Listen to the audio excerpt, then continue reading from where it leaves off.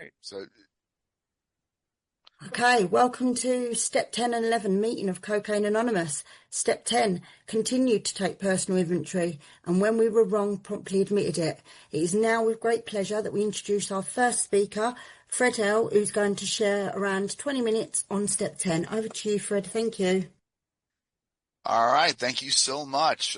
Good evening, everyone, or good afternoon. My name is Fred Elm, a grateful recovered alcoholic addict. Any mind-altering substance that would grant me a sense of ease and comfort, I used to be addicted to. So, this is a spiritual program of action, and anytime I qualify, I always pray, and I was taught to lead by example, so I pray out loud. And which ironically is part of step 11. So for my process, I take a deep breath, I hold it in, I exhale whenever it feels natural, and then I have an open and honest conversation with my God. For anyone who does want to follow along, I'm going to be going through the big book of Alcoholics Anonymous, where the instructions begin on step 10, and that's on page 84. And so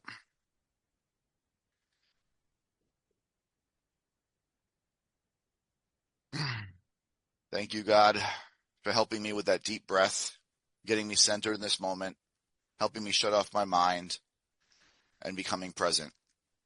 God, I lift this meeting up to you. I pray that you bless each person that's here in attendance. God, please open up our hearts, our minds, our soul, our spirit. Allow this message to enter us. God, if there's any old ideas, bias, prejudice, false instruction that's been given to us about step 10 and 11, help us to lay it aside and have a brand new experience. God, please inspire us to look at this meeting today, this chapter, these words with an open mind, that we may feel your presence, tap into power, continue to transform our lives. Thank you, God, for this gift that we get to be here, we get to study this, and we get to pass this away. Thank you, God. Bless you, God. Praise you, God.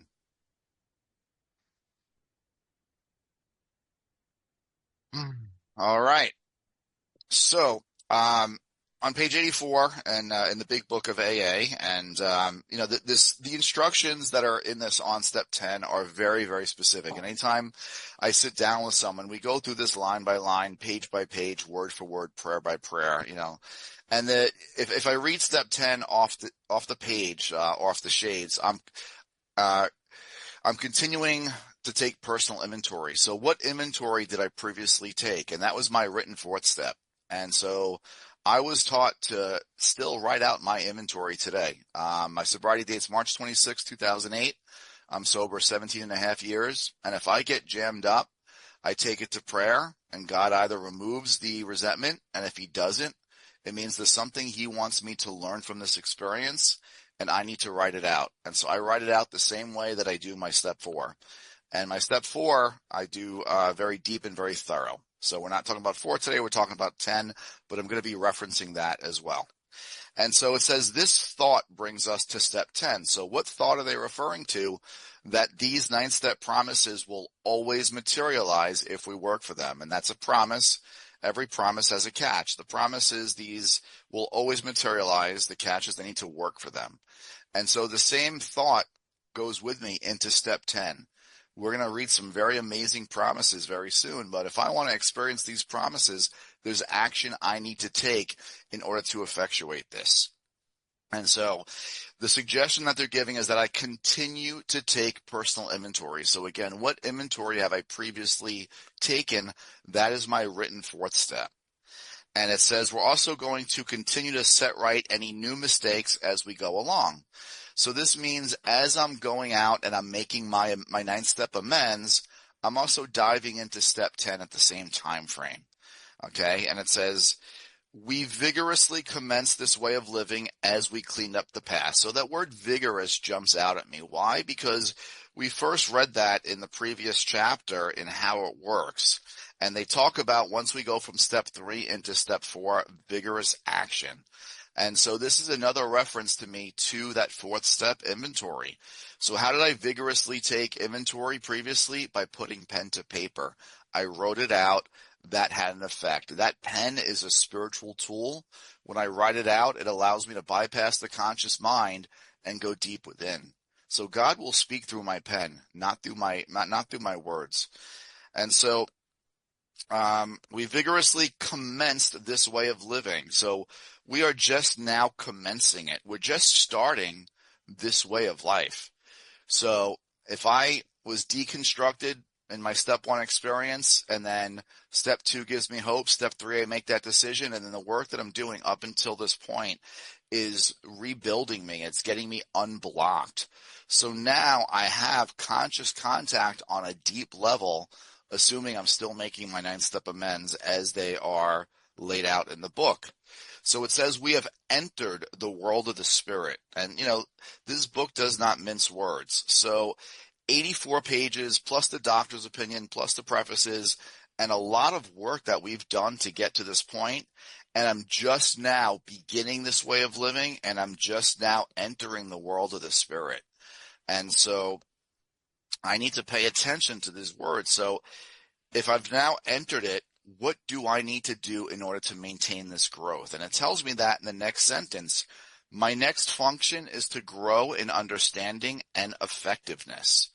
So remember, God is my new employer. So if God is my employer, what are my instructions? What do I need to do at work? And I'm meant to grow. Well, how do I grow? Understanding and effectiveness. So understanding is in my mind and effectiveness is in practice. And so the practice that we're experiencing is actual life. So anyone who offends me, anyone who bothers me, anyone who rents space in my head might be my greatest teacher. Why? Because they're going to force me to continue to take inventory, to look at causes and conditions. What causes exist that I'm allowing you to rent space in my head? And what conditions exist that I hold on to this resentment, that I hold on to this grudge, that I cannot let this go? And each person pushes my buttons a very certain and specific way, but the common thread here is me. Why do I create resentment? Why do I hold on to it? Why do I let one person's word affect me, but not another? And I could spend years in therapy trying to get to the bottom of this, or I can spend 30 minutes by putting pen to paper and get down to causes and conditions. And so if this is a progressive disease, my recovery must also be progressive. So step 10, 11, and 12, it irks me when I hear about these are the maintenance steps. I need to not only maintain, I need to also grow. And so how do I grow? By seeing what leads me to this place where I give you the opportunity to rent space in my head. So my next function is to grow in understanding and effectiveness. These are two separate concepts. So this is not an overnight matter. As an alcoholic, even one with 17 and a half years, I want results yesterday. I want freedom from bondage last week. I've sponsored enough people. I've spoken on enough events. I should not have to keep doing this. Well, no, my experience tells me that my mind left to its own devices will constantly recreate situations that I'm emotionally attached to, and I feed them and I hold on to them. And the book tells me that I must let go of resentment. This is not a gentle suggestion. It's a must. So how do I apply this now into the real world? It says continue. So we're seeing that word continue for a second time in this paragraph. It's actually going to come about 4 times in these next couple of pages.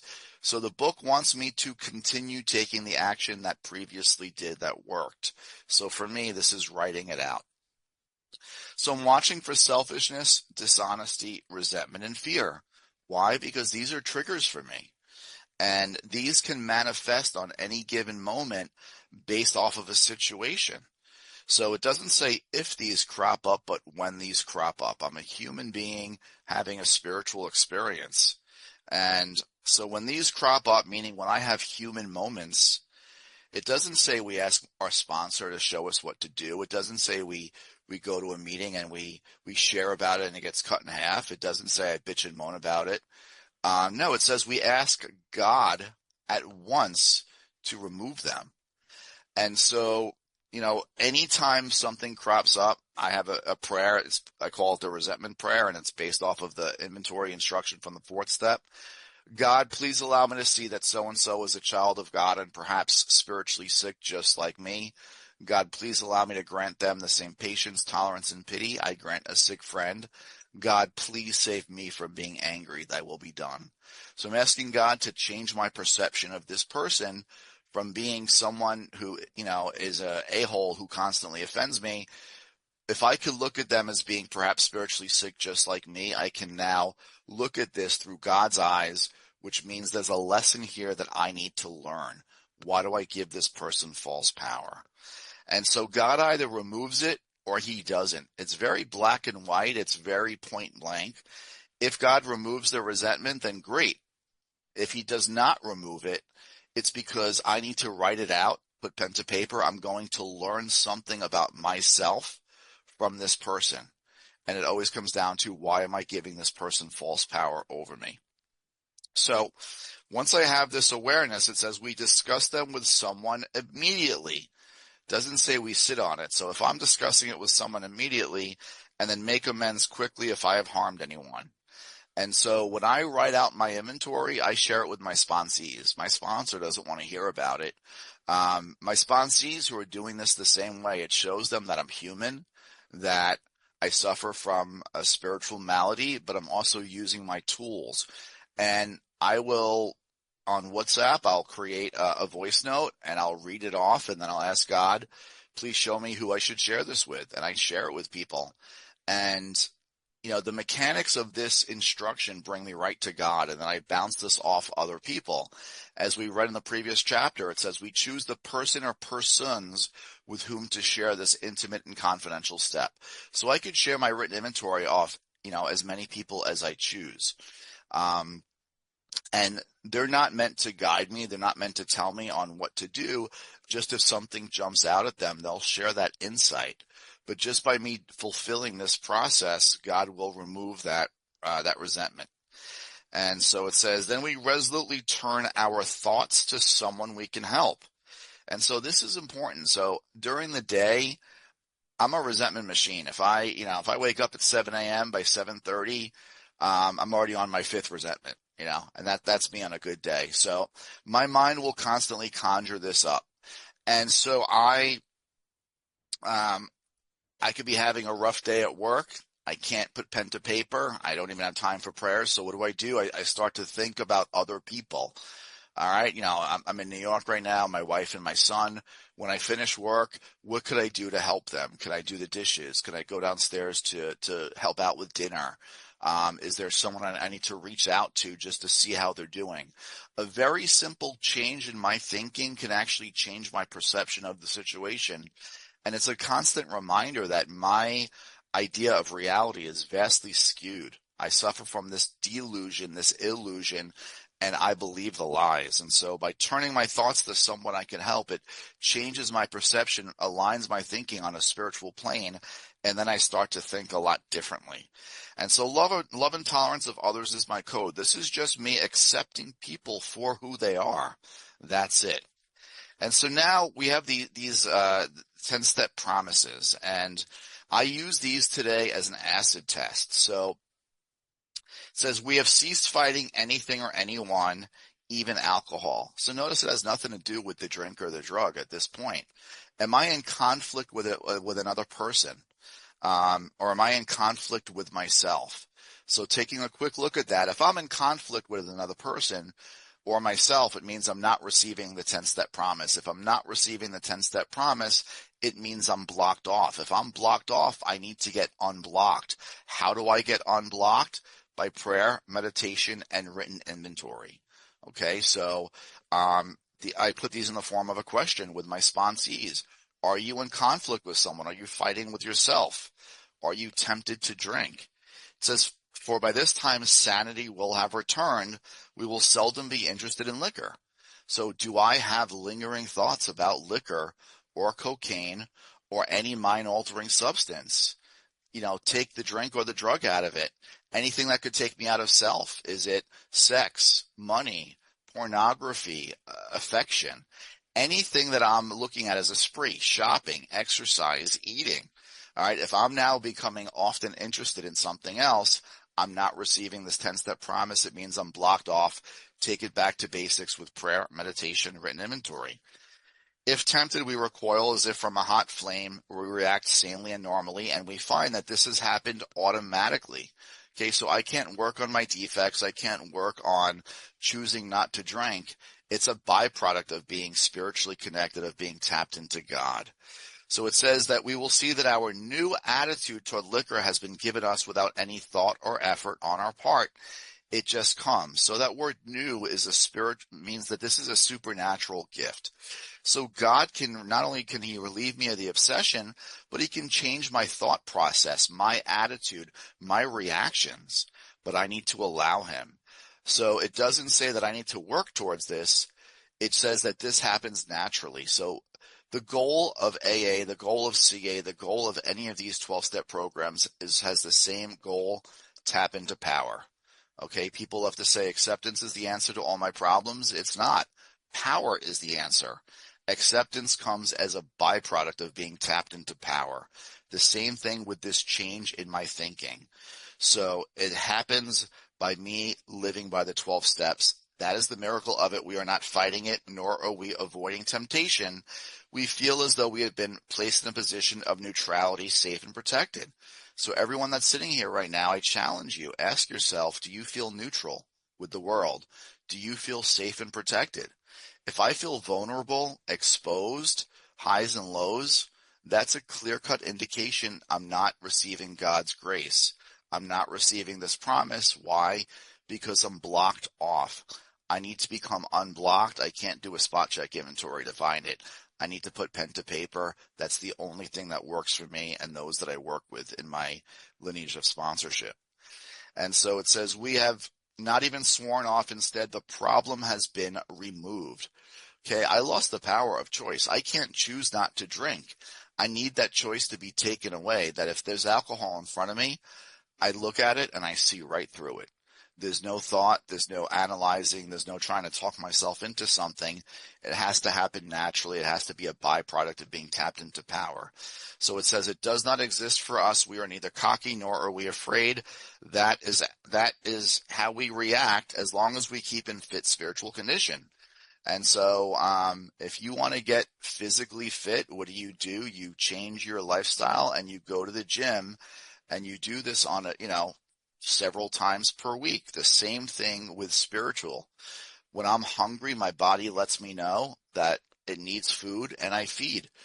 When I'm spiritually unfit, when I'm spiritually depleted, my spirit lets me know and I need to feed my spirit. How do I do that? I go right to the source, God. So it's easy to let up on the spiritual program of action and rest on our laurels. My laurels are my prior accomplishments.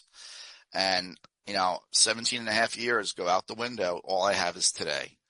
So we're headed for trouble if we do. For alcohol is a subtle fall. We are not cured of alcoholism. What we really have is a daily reprieve contingent on the maintenance, I'm going to ad-lib here, and growth of my spiritual condition. So every day is a day we must carry the vision of God's will into all of our activities. What's the last chapter in this book? A vision for you. So what is God's vision for all of us? To carry his will into every one of my activities. It's not just about the drink or the drug. Everything, my job, my family, my friendships, the air that I breathe, I need to bring God into this. That's what conscious contact is all about. So the measure of my recovery, the measure of my 10-step is not what I'm doing for the 1 hour that I'm in an AA meeting. It's the 23 hours that I'm outside of the AA meeting. So the better measure of my recovery lays in my respective homes, occupations, and affairs, where I deal with a toxic world and cruel humans, people that do not respond in kind like I do. And so this is why I need to tap into this power and bring this into every activity. So they give me a prayer which creates a positive mindset. How could I best serve my God? Thy will, not mine, be done. So these are thoughts which must go with us constantly. So I cannot fall into my pattern of self-pity and sit there and dwell and expect change. I need to be boosting my mindset by aligning it with God's will. How do I do that? By thinking of what could I do for God? And it always comes down to how could I help other people? So the book is reminding us we can exercise my willpower along this line as we wish. This is the proper use of the will. And so the proper use of the will is by thinking, what does God want from me here? What could I do for God? And I might go a little 30 seconds over time, but I'm going to read this next paragraph too. It says, much has been said about receiving strength, inspiration, and direction from him who has all knowledge and power. So if God has all knowledge and power, how much do I have? Nothing. And so I've learned from my step one experience, I can't rely upon him. So it says, I now need to carefully follow directions. So carefully, this is not just a gentle hint. This means I need to take a look at, what am I missing? If I'm not receiving it, I'm missing some of the instruction. This is like baking a cake. If I want the cake to taste correctly, I need to follow the instructions correctly. And it says, to some extent, we have become God conscious. So meaning I am aware that there's a spirit within me. How am I aware of this? I'm aware of the effects of it when I tap into this power. So it says we have begun to develop this vital, meaning necessary for life, sixth sense, but we must go further, and that means more action. And so with that, I'm going to pass it on to my dear friend Leila, and she's going to share about her Step 11 experience. Thank you, Fred.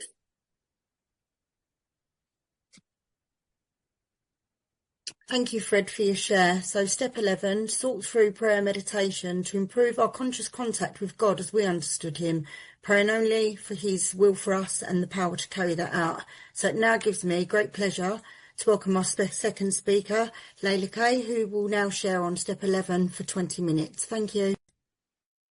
Thank you, everyone. Hi, I'm Leila. I'm an alcoholic. Very grateful to be here today. And Fred, incredible as always. And I'm also going to kick off with prayer, because when I first came into recovery, a lot of beautiful, well-intentioned souls would say, oh, just pray. And that, it was like gobbledygook to me. You know, I thought prayer was something that you had to do in a church. I'm not religious. I had no idea what it meant. But I was so desperate that I just gave it a go. And the first time I prayed, I got on my knees in my flat and I drew the curtains, even though I lived on the 4th floor. And I just spoke. And then very, very vividly, it was a day that completely changed my recovery. I was on a meeting where Fred was facilitating the big book, and he started with prayer. You know, he started with not just actually, an honest communication with something that wasn't this. You know, I'm 99.9% talking to myself in my head anyway. So when I saw that someone was channeling it outwards with honesty, it completely changed my recovery. It completely changed my life. Every belief system I had about prayer, that I had to go to church, that I couldn't have a Motley Crue t-shirt on, that, you know, all these weird things that I had in my head just completely disappeared. And so I have had a day, I've had a week. So I am going to have an honest communication with whatever's keeping me sober. I know it's not me. You know, Fred mentioned the word grace, and I really want to go into that a little bit more. And so I'm going to show you my process that really helps me to get grounded. So I like to close my eyes, but some people don't. I work with people, I take people through the steps. Some people don't want to close their eyes. Some people can't close their eyes. It's your recovery. You know, you don't have to. You only do what's comfortable. For me, I like to close my eyes because I get really distracted. And so I close my eyes. I always like to try and find my pulse, just to remind myself I'm alive. There it is. And there's a physicality. Oh, I instantly feel better. It just gets me out of my head. It's like my DNA just starts to get, you know what? I'm alive. I don't even know if I should be alive. And then I take a big breath in, big breath out. Oh, That is the best breath of the day. Oh, and then I speak to my higher power, God, whatever the word is, it's going to get me to the power. So I'm not going to obsess about the word. Thank you. Oh, I need you so much. I've had a really busy day. I've gone back to uni, and today I was studying anatomy, and my head is just like, what the actual hell am I doing? And it's very easy for me to get distracted. It's very easy for me to sort of forget and think that I need to be doing this and not this. And, I really want to thank my higher power, because when Fred texted me to say, like we're doing this tonight, I just knew it was what my higher power knows what I need. So thank you, higher power. I get to be grounded. I get to be with my people that get me, where I don't have to pretend to know about anatomy. None of you care. Like that's the best thing ever. And I get to say how I feel. I'm a bit annoyed, higher power. I'm a bit annoyed because I bought a flipping book for 30 quid and I've just found it for a tenner. And it's annoyed me. But I know that today I'm sober, and that I can't help but smile when I say that. I'm physically sober, I'm emotionally, I'm getting there, I'm spiritually sober. I didn't want to kill anyone today. And I know that that might sound like funny, but I always wanted to kill people. Like people would just do my head in. And today it's not like that. And today I have a higher power. Oh, I read this today, and this was you, higher power, because it got through. When it hits me in the heart, I know it's my higher power. That today there is a God, my God, that forgives me because I can be an absolute bugger, that believes in me, that wants the best for me, and that's going to encourage me to keep trying. Oh, who knew? And I'm so grateful for Fred. My recovery, it's another level in terms of emotional, spiritual sobriety. It's I owe a lot. I owe a lot to Fred, and I know he'll be saying, "No, you owe it to God," but I owe it to Fred as well. So high power, please. I hope that someone is getting something from this demonstration of prayer. I hope that someone can see that it's not perfect, that it's just what's on my mind. I get to voice it. It's like I've got this best friend that doesn't get bored of me, like needing help and meeting me where I am. So please help separate my ego, because it's been loud today, and help me to help just one person. That'll be enough. Thank you, God. Love you, God. I'm going to take a deep breath in.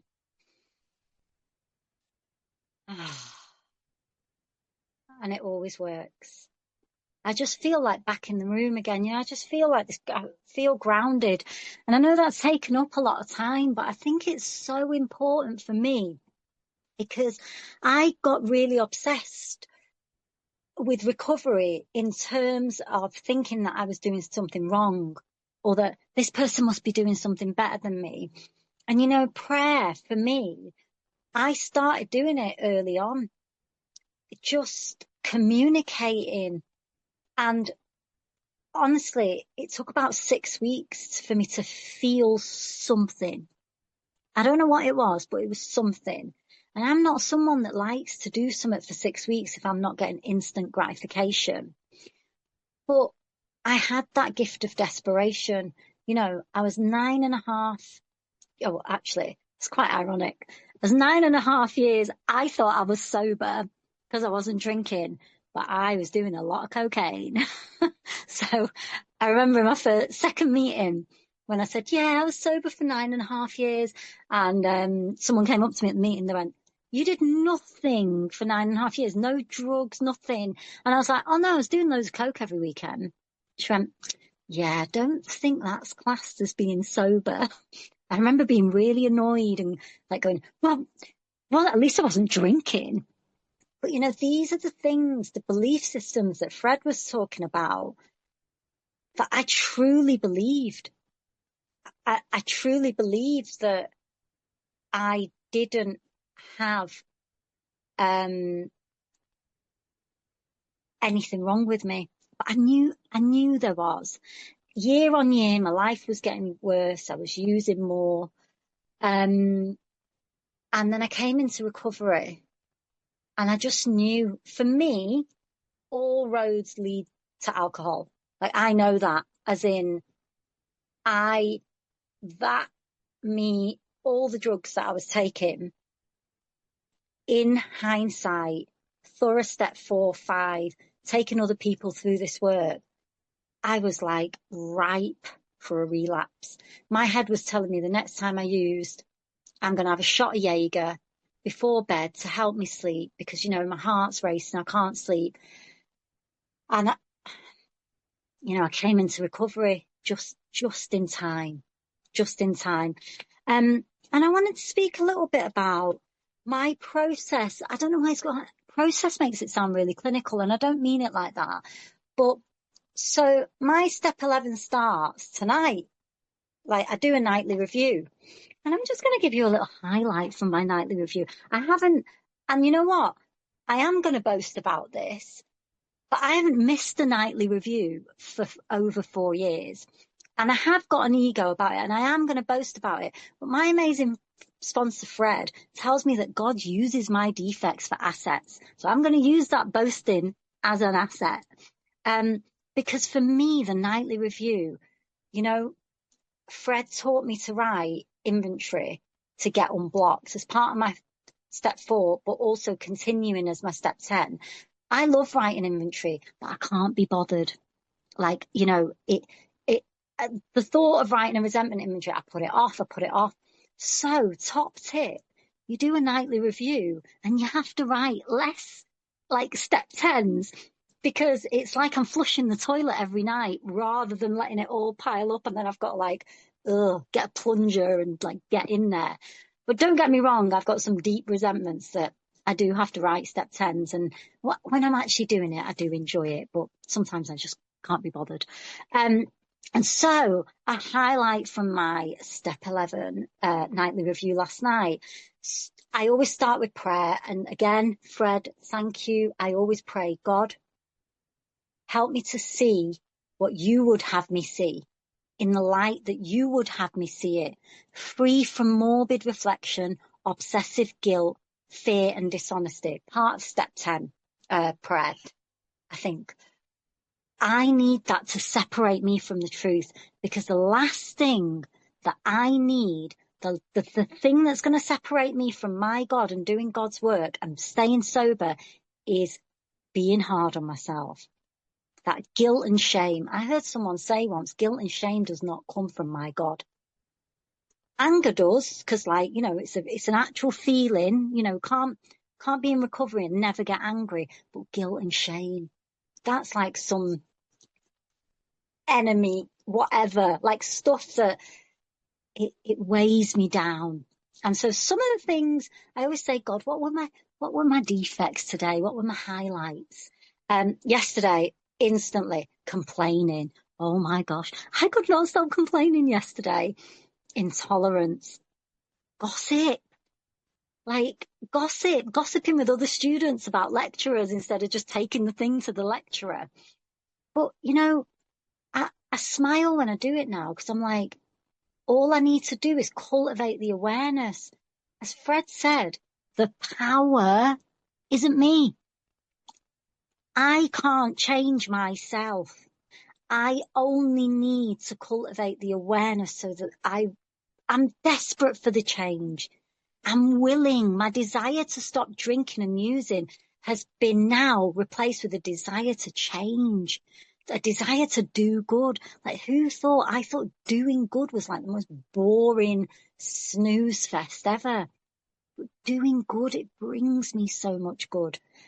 I always start, where did I see God's grace? And I'm just going to quickly go into this. I got obsessed with God's grace. I'm like, you people, you're telling me I don't have to earn it. So why am I working the steps? If I don't have to earn it, why am I trying so hard? And then, oh, and this is because I meditated part of step 11. I I don't I don't use the word meditate. I use the word contemplate, because meditation for me can get a bit complicated. I think that I've got to sit like this and do this and put an app on and stuff. I contemplate. I sit with my God and I say, right, you know what? I've got my AA reading for the day. I've got my 24-hour reading for the day, and I sit and I read it and I take notes and I go, God, how does this apply to me? And I take notes and I go, oh yeah.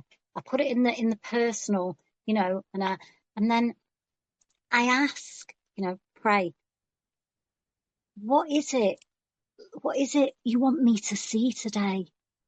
Like what? And this is two-way prayer, which is just, life changing for me. What is it you want me to see? And today, this morning on the tube, I wrote a two-way prayer. I was like, God, you know what? Tell me what you want from me today. I'm here. I want to serve you. And you know what? The pen flowed. I trust the pen. It said, go enjoy yourself. That can't be me, because that's just too nice. That's too go enjoy yourself. And I always write an action that I can take. That's straight from my God. No one can argue whether it is or not. I felt it in my heart. But I've got a free will. I could turn around and say, yeah, I'm not going to. God's not going to do anything. What's an action that I can take to enjoy myself? And today it was like, smile and don't complain. And you know what happened today? I complained 5% compared to 100% yesterday. It wasn't my effort. It just happened. And so back to grace. I went off on a bit of a tangent. Grace, right? So grace is something that I don't have to earn. So my nightly review, I've started writing, where did I see God's grace? So my understanding is that I'm an alcoholic addict, right? There's grace everywhere. There's birds, little tiny birds, really fluffy, tiny little legs, the cutest things ever. And when I see them now, my heart goes, oh, so cute. But if I'm not connected to that grace, there could be a million little birds there and I won't see them. So I need the steps to unblock me, to access the grace, because I'm an alcoholic addict. What does that mean? Seemingly hopeless state of mind and body. Seemingly hopeless state of mind. I have to be so mindful. The minute I start getting hopeless, what's the point? I'm going to die anyway, and I should be having fun I just got to be super mindful, cultivating that awareness. That it made sense to me. So I guess what I'm saying is, go explore the steps. Explore. If you don't know what something means, ask someone what it means to them, because it's other people's experiences that have helped me. And I didn't know what grace meant, and I Googled it, and I was listening to podcasts, and none of it made sense. But I kept going. And then honestly, if I pray, it happens. I was like, God, your grace stuff is confusing me. Can you help me? 2 days later, I've got this book called something about grace anyway. It made sense to me. I'm not saying everything needs to make sense, but for me, something's got to happen in my heart. Reading the big book didn't work for me. But when Fred took me through it and shared his experiences, when I was making my step 9 amends, and there was some pretty I don't know what to do here, Fred, amends. And he prayed with me. and he shared his experiences. And through that, I was able to make some amends that I thought I was going to die before I made them. And one of them, I made an amends on the exact day to the person that I thought I'd hurt the most in the world. That day, he was picking up his 1-year chip. What are the chances? 3 years I waited to make that amends because it, it, it didn't feel right. And so, yes, nightly review, some of the highlights. So, I write down. So one example, where did I see God's grace? I woke up before my alarm. Absolute miracle. That never happens. And then, as Fred has he's taken a lot of time, patience to help me through this stuff. I write in full sentences. I was resentful at. I'm not, yeah, you know what? I was resentful at my brother. I'm always resentful at my brother. But I have written resentment inventory. And yesterday I do a 2-way prayer, which here it says action. I wrote a 2-way prayer and it totally lifted. So, and I always put an action again to align my free will with God's. I was selfish by gossiping about a lecturer to others instead of saying how I felt directly to her. Anyway, it goes on. The instructions are in the big book. And my morning, I get up in the morning, I get on my knees. You don't have to. There's something for me about getting on my knees. It humbles me. And what I mean by humble is it makes me just go, I don't know anything. Please help me. And then I have my quiet time and I contemplate and I pray all through the day to improve conscious contact. Another word for that is awareness. So I'll leave it there. Thanks. Oh, thank you, Leila, and thank you, Fred. So it's now that part of the meeting where you can both come in and have a spiritual discussion between yourselves on steps 10 and 11. So, Fred, I'll bring you back in for you and Leila to have a conversation. Thank you.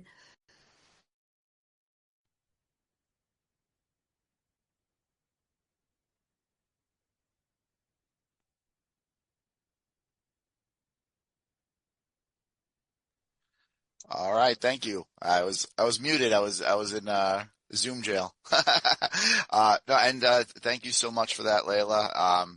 Layla is the only person I've ever met that actually legitimately does her nightly review each and every night without fail. I wish I could say I even come close to that, but I, appreciate especially how you closed up talking about conscious contact. So prayer and meditation, very, very simply, prayer is me speaking to God and meditation is me listening for God. And everyone has different practice, but the steps are specific that the meditation is about so through prayer and meditation, for what purpose? To improve our conscious contact with God as we understood him. And so I've been to meditations where it's like a guided meditation where, your imagery, you're walking through a beach and like those are great. And I come out of those very, very relaxed. But if I did not improve my conscious contact with God, it was not an 11-step meditation. So the sole purpose of 11-step meditation is to improve this. And so as it was explained to me, so if meditation is me listening for God, well, if I'm spiritually connected, I'm going to see God in all ways. So I could be watching. When I pray, I put prayers out to the universe, like God, this situation, I have no idea how to handle this. Please show me what to do. I put the prayers out to the universe, and then I get out of the way. And then I'll go about my day. And then I'll be watching TV and someone will share something on TV and the words just like jump off the TV. Or if I have closed captioning on, it's like the font increases. Or I could be in a meeting and someone says something and instantly like my head just turns. And I realize or I'll acknowledge, wow, that what they shared, it moved me. I felt it, but it also could apply to my situation, exactly what I prayed about a couple of days ago. And so this is how my God will communicate with me. I've been sitting in traffic and I put on the radio and, a couple of lyrics that come on, I'll actually hear the lyrics and I'm like, oh my gosh, that sounds great, but it'll rest on my chest. And I realize it's actually a potential answer to a prayer I put out to the universe. bumper stickers on the car ahead of me, words that are in a book, especially our big book. If you're ever jammed up, put prayers out to the universe, flip through the book, land on a page, read a paragraph that you've read a million times before, and it's going to take on a different meaning in that answer or in that moment. And so this is, meditation. My God is speaking to me through any means possible to give me a suggestion or an action or a starting point. Often for me, just by seeing that, realizing it, acknowledging it, that means the world to me. And so I'll ask Leila to, if she wants to build on that or share on that, because she has an amazing meditative process. Ah, thanks, Fred. I learned from the best. Um, I'm going to give a very quick example. So I was feeling very restless at work for the last 7, 8 months. And I prayed and I said, all right, God, like, I don't know what is going on here, but please show me. Those two words, show me, are so powerful. Like, be prepared. And also, like, yeah, be prepared. Like, I'm participating in my recovery. That's what I love about recovery. It's active participation. And I said, show me. And then that weekend I was at a wedding and I was on the dance floor and it was quite loud. And a friend of mine said, oh, you should look at occupational therapy. Like, you'd be really good at that or something like that. Anyway, I went away, I looked at it and I was like, you know what, this is quite cool. Like, I can be of service and it's something different. It's very different to what I do. Anyway, let me look into it. Everything has been provided for me to be able to do this. As in, it just happened. And now I'm 3 weeks into my course. But this is how I know it was God. When I applied for the course, I voice noted my friend and I said, you know what? Thank you so much for recommending occupational therapy. I didn't even know what it was until you said. And she voice noted me back and she said, what are you talking about? I didn't say occupational therapy.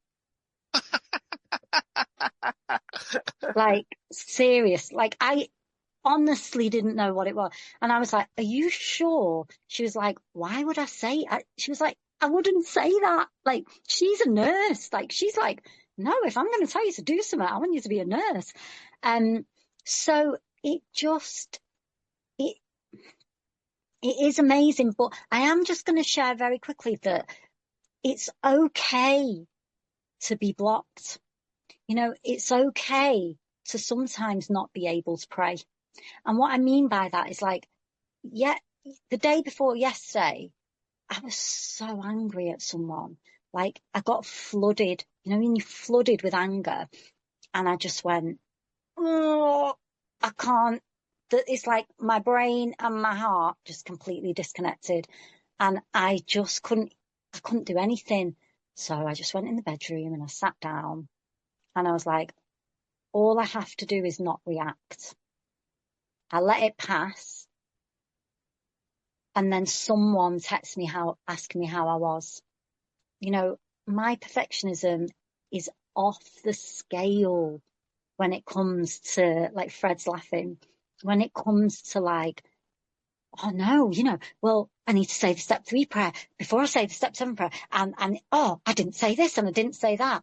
You know what? My God don't care.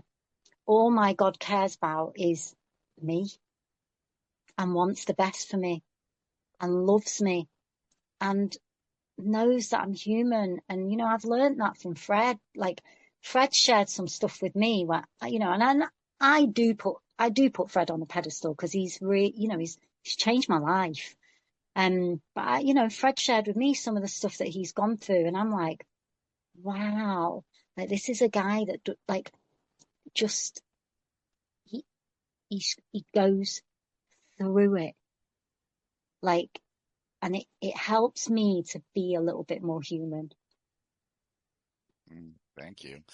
One of the something as a human that I was not born with is a pause button. And, we always talk about in the 11th step meditation, it says, as we go through the day, we pause when agitated or doubtful. And so when I'm agitated, I'm caught up in my emotions. And when I'm doubtful, I'm caught up in my thoughts. And, that's where I Mm. stay enslaved, is in my mind. And so it doesn't say we ask our sponsor, it doesn't say we go to a meeting. It says we ask God for the right thought or action. And so this is how I get out of myself. So I was not born with a pause button. I'm a reactor. I go from 0 to 100. There's no moderation in the middle. So when I actually can pause and I'm aware of it, it instantly creates gratitude.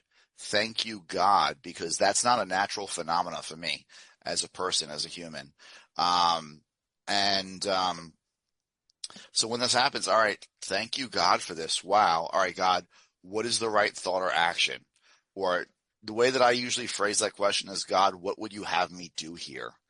And there's always a feeling, a thought, an emotion, a starting point. And when I start to go about it and take that action, things feel right. I either feel like warmth on my chest or cold, or I feel like, something's screwing on my chest or unscrewing, that pressure. And so I do get, a slight physical confirmation or validation. And, the book talks about, we always pray, it's easy to get caught up in, oh, this is God's will. If you're going through anything major and you're praying, and I always ask for confirmation or validation. Of course, God wants me to do this. Yes, yes, that makes total sense. Well, it's easy for me to misread these signs. This is not like God sending me a text message to my cell phone and saying yes or no. So, God, am I reading this correctly? Is this your will for me? And I will always get confirmation or validation. And that's when I feel reassured, because sometimes I'll then take that action and the results are not results that I expected. But faith has told me, okay, because I followed the mechanics as it's laid out in the big book correctly, this is what I have received. My job is to show faith by operating that God knows what he's doing. God knows what's best and I don't. And at the end, I could always see God in the rearview mirror. I was like, you're a sneaky son of a gun. Why don't you just tell me all this from the start? We could have made this a whole lot easier, but this is what makes it real, is the struggle. I really hate the struggle, but I appreciate the struggle. And that's where I see the greatest amount of growth, is overcoming the adversity. So in my judgmental eyes, everything that happens to me just will confirm my worst fears, that, I'm this piece of crap and I'm not supposed to be happy. But then God will have me look at it. Everything that happens to me is an opportunity for growth. It's a learning experience. Why do I place this human construct on it? And so with that, I believe we are going to be opening up to questions. And there's no right or wrong answer here. So if anyone has a question, please feel free to ask. Okay, thank you so much, Fred, and thank you, Leila. It's now the Q&A part of the meeting where you can come in and ask the speakers any questions relating to steps 10 and 11. What you've heard, please be mindful to keep to questions only. A digital timer will be put up for 2 minutes, and this is to give everyone as much opportunity to ask a question. Please could you raise your digital hand and I'll call you in order. If you have drunk or used today, please refrain from asking a question. However, if you do have a question or need to talk, then please stay after the meeting and someone will be happy to listen and support you. The room is now open for the Q&A part of the meeting, so please raise your hands.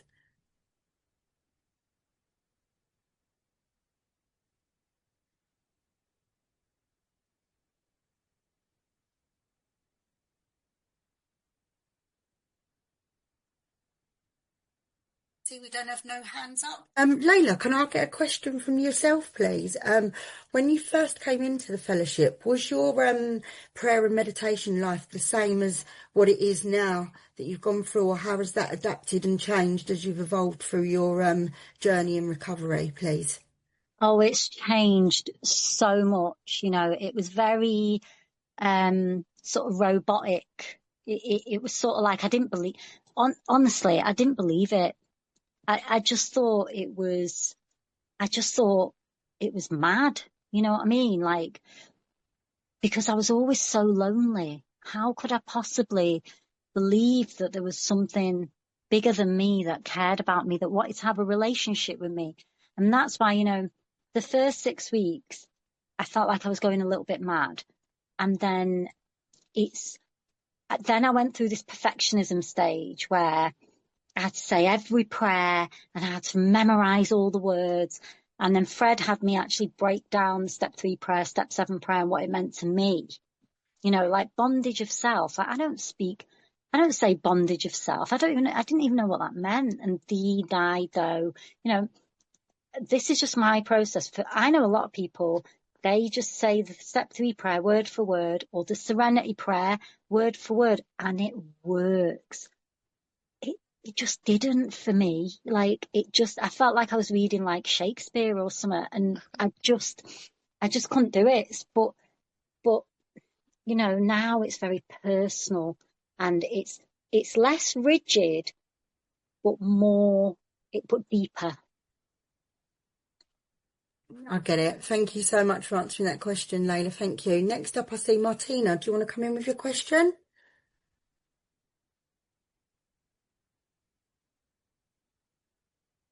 Are you there, Martina? There we go.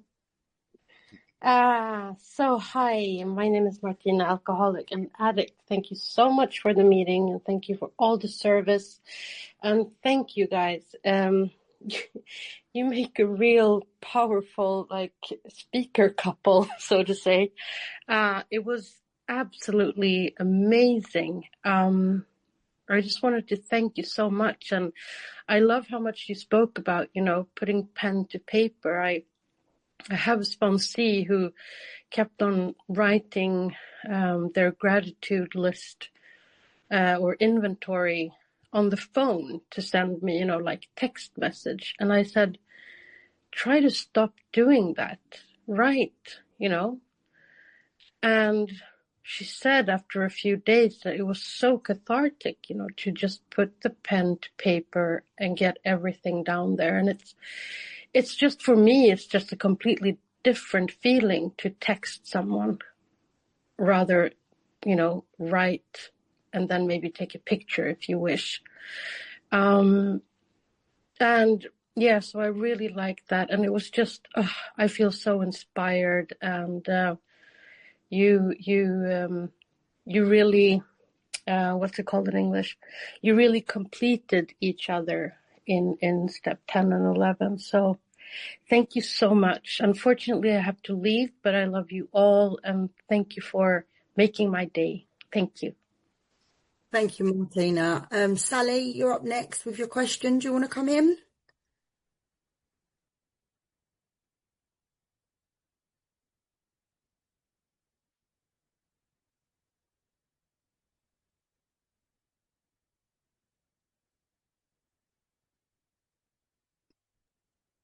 Thank you. I couldn't unmute myself. Thanks. Hi, my name's Sally and I'm an alcoholic. And I haven't got a question. Is it okay just to share? It is really part of the questions and answers, but we have got time. So if you want to just share back, that'd be fine for tonight. Oh, it's okay. I can come in. If someone else has got a question, that's fine. I Fine, can come Sally. in. We've got time. Go on, please come in. Oh, okay. I just wanted to say thank you to Fred and Leila. And yeah, it was great to hear you. And I just wanted to share a bit about my step 11 journey, really, hoping that it'll help someone or speak to someone. That's all. So I recently went through a conversion to a different spiritual practice, and it's been it was a big surprise to me, that's happened to me on my journey. I never anticipated that would happen. And it's just really sort of deepened my connection with my higher power, and has really enriched my spiritual life so much. And yeah, it's just not something I ever thought would happen to me. I've got quite a few years of sobriety. I'm 26 years sober in January. And I when I first got sober, I did go back to the faith that I was brought up in, because I was just so lost in my life and so Sorry, broken. Sally, that's the time now. Sorry, apologies to cut Oh, you okay, no again. problem. All right, thank you for coming in this evening. Sean, are you up next and you've got a question, please, for us?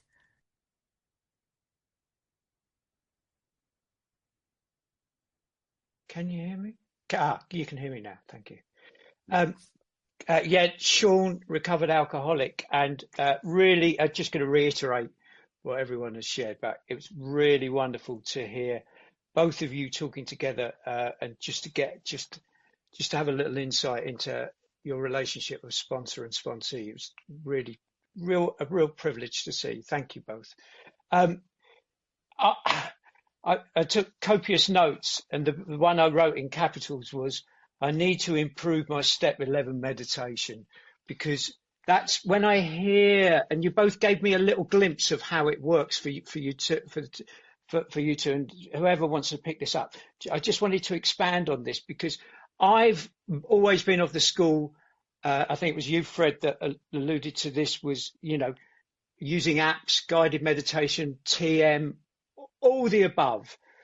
And I know that I'm hearing it from you tonight, and I know I've really got to work on this meditation becoming a tool that expands my conscious contact with God. So I'm just going to ask you guys to expand on that and give me some more. Thank you.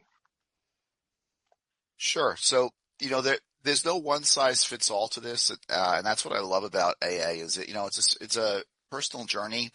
And the prayer and meditation practice that worked for me, or that was effective for me when I first came in, is very different from how it is now. So my journey, my relationship with God, as that evolves, so does the practice itself too. And so I always tell people, the book is very specific about, seeing what works for us, but it says that, oh gosh, was the line in here? So, asking God for inspiration, intuitive thought, or a decision. That's how God will speak to me. And so if I can hear, or if I feel inspired, if something's happening for me, I'm a great starter. I'm a terrible finisher. If I feel inspired and that enthusiasm does not wane and it stays with me, that means I'm receiving power from God to execute on that. Intuitive thoughts. I'm aware of what my thoughts are, and I'm aware of what's not my thoughts. So every once in a while, I'll be going through something and I have a thought that comes through me. I'm like, ooh, that was actually really good. That didn't come from me. And so, all right, this is now something I need to pay attention to. A decision. All right. As the doctor's opinion tells me, I'm maladjusted to life. I make bad choices to life. So I don't like to make decisions because there's always repercussions. I'm emotionally attached to the outcome. So when I can make a decision and then execute on it without my mind second guessing me, I can realize that in the moment, okay, this is because I'm relying upon God's infinite power versus my finite power. So I'm aware of how self reacts when it's my idea versus how my body reacts when it's not my idea. And so, when I could recognize that in the moment, I'm eternally grateful because that means that there's conscious contact to alert me to it. But then, I'm observing myself almost from a third party. How am I reacting to this stimuli? I know what usually sets me off. If it's not setting me off, that means I'm tapped into God's power. I'm receiving his grace. So by observing my reaction to these situations tells me, am I aligned with Fred or am I aligned with God? Thank you. Thank you for your question, Sean, and thanks for answering that, Fred. Thank you. Next up, Piers, come on in, brother. Thanks, Kate. No Sister, worries. is that what I say in English, sister? Thanks. I just want to give the compliment to that girl, Leah. Leah, sometimes when people come into fellowship, they don't come back in all fellowships. They just go one time and don't come back.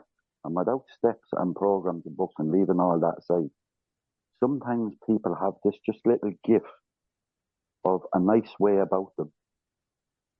You know what I mean? And they can be very beneficial. And I think you have that. But my questions would be, Fred, This lie you spoke about, because I hear that going around, that lie in the head. I'd understand that as a critic, and I'd understand that the word is having a change in thinking, so it would lighten off. And as one of our co-founders, as Bill W. would have said, I think it was 1971 in Hollywood, he said, don't make a drama out of the steps. He says, and I was told that in treatment, stop making a drama over it. And when I walked into fellowship, I seen Easy does it. And he says, don't make a drama out of the steps. He says, get up in the morning, make your bed, try harm no one, and do the best you can, and review the 12 steps at the end of the night, and you'll find you've done every one of them. And I think Leah spoke about that, like that, for the robot style. And after he says, if you work in this program after a time, it's a way of life. And Leah's only 4 years, so I can understand. But you with 17 and a half years, can I ask you, why is you still like pushing that? Like, it's not just a way of life now. And yourself, Leah, and without directing over to Fred for help, when you said with the book, you went through it with him. Now, I studied the book and I got over what they got over, and because I can't get their experience. How can you explain to me, how you got something out of Fred's experience? You know what I mean? And you don't have to answer that question if you don't want, and that's fine. Thanks. Oh.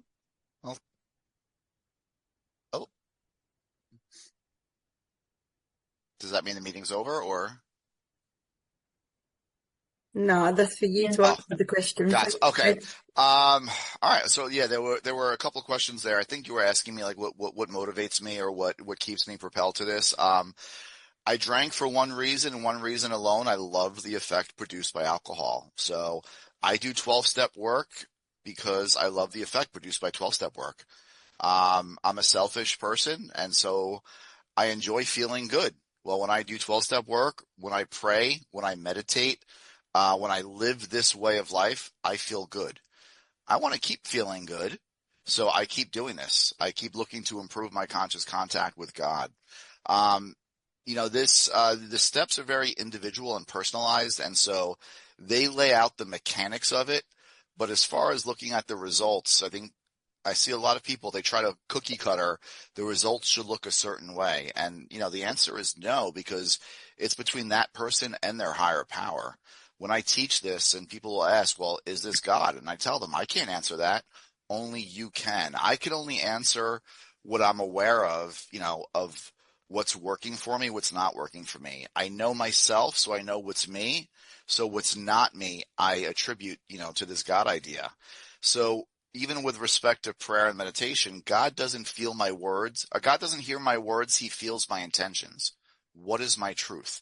So the book, even on page 63, with respect to the third step prayer, it says, the wording was, of course, quite optional so long as we express the intent, voicing it without reservation. So prayer is not about saying specific words. It's about aligning my truth with the intention of that prayer. And so every single day when I'm praying, I'm having a conversation with God. My intention is changing based off of where I am in my recovery or in my day. So it does not become rote. The words change, the meaning behind them changes, and so does the result. And so that's where I'll see God in that. People are always questioning this. And, if you truly and honestly want to build a relationship with God, challenge him in your prayer. This is the bondage of self. These are the thoughts that are enslaving me. By being specific about them over the course of the day, you'll start to be aware, wow, the very thing that I prayed about that's keeping me in bondage, I didn't think about as often today, or I didn't think about as much today. Maybe, just maybe, this is real. Maybe, just maybe, there is a God within. And so I try not to hold, too hard and fast line with the process, but I follow these instructions and then have a result. And that result just keeps inspiring me to dig deeper into this process. So, it's not an overnight matter. It continues for my lifetime. So as my life changes, so does my prayer, so does my meditation, and so does the journey. I hope I answered the question. Lovely. Thanks for your question, Pierce, and thanks for coming in, Fred. Last up, we got Janie. Do you want to come in and take us out with your question? Thank you, Kate.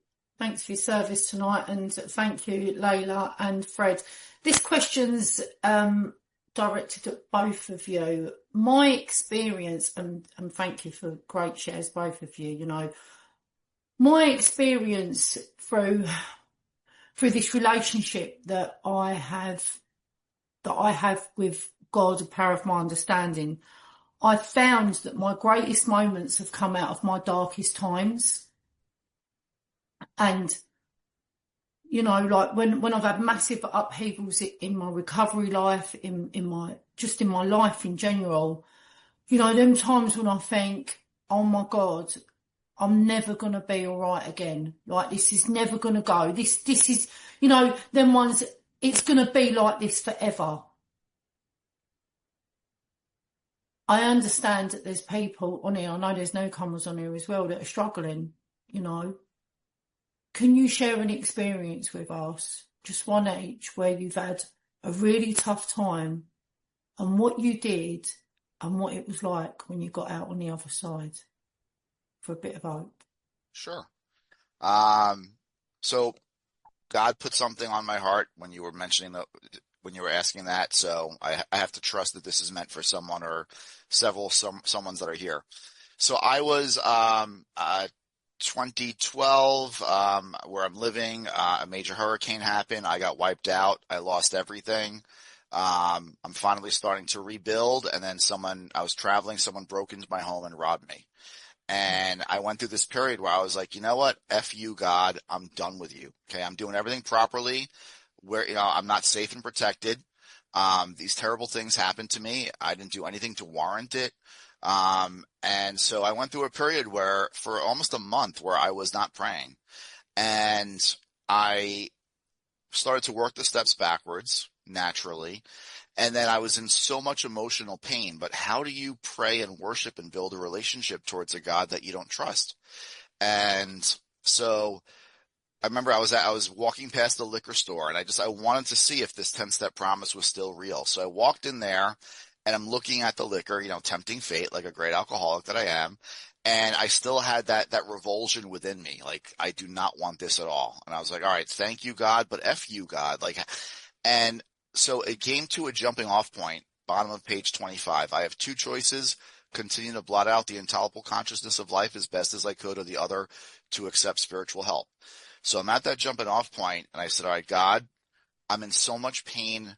I'm either going to drink, or I'm going to kill myself, or accept spiritual help. But I need you in my life. What I learned from this experience is I can't live my life without you.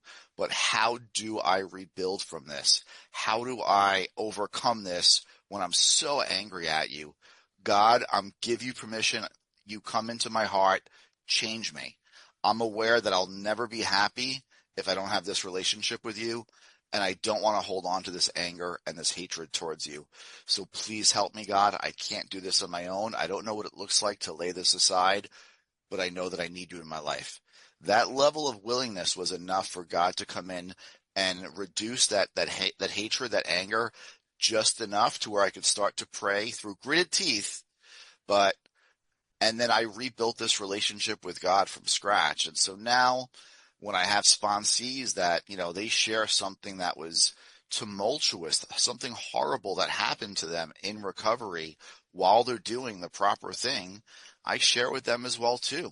And how and so now, you know, it'll never replace what happened, but at least that event has meaning.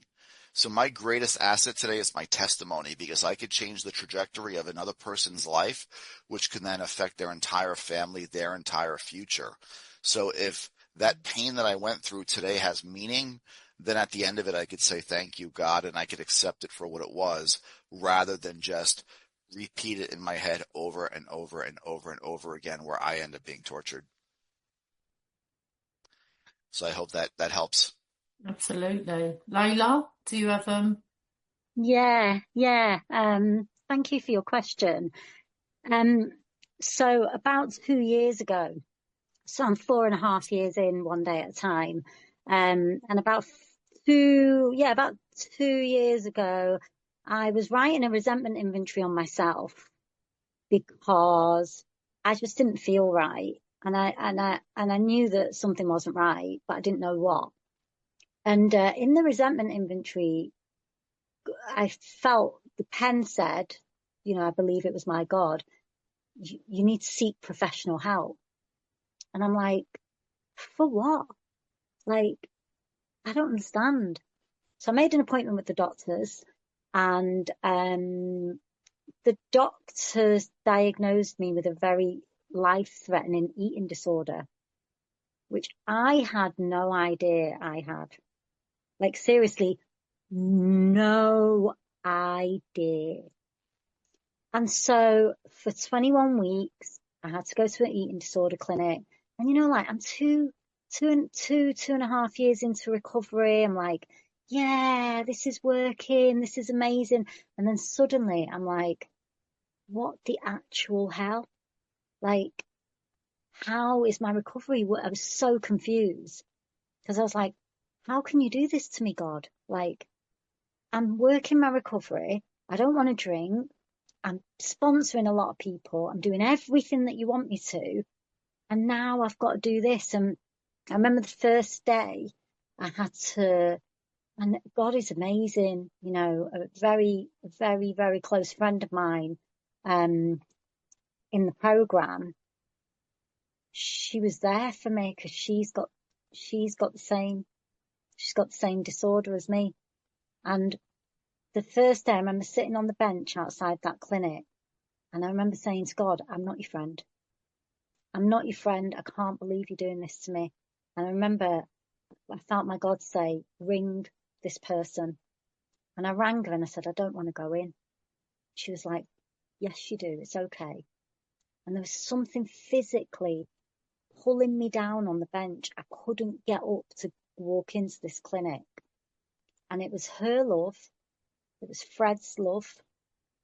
And it was my God's love through them that helped me to walk through the doors. And like, don't get me wrong, it's a tough old journey, this eating disorder, but I didn't realise I was dangerously close. Like, you know, the clinic said, because I was like, why am I here? I don't understand, like, blah, blah, blah. They were like, there is a huge waiting list. You wouldn't be here if we didn't think your life was in danger.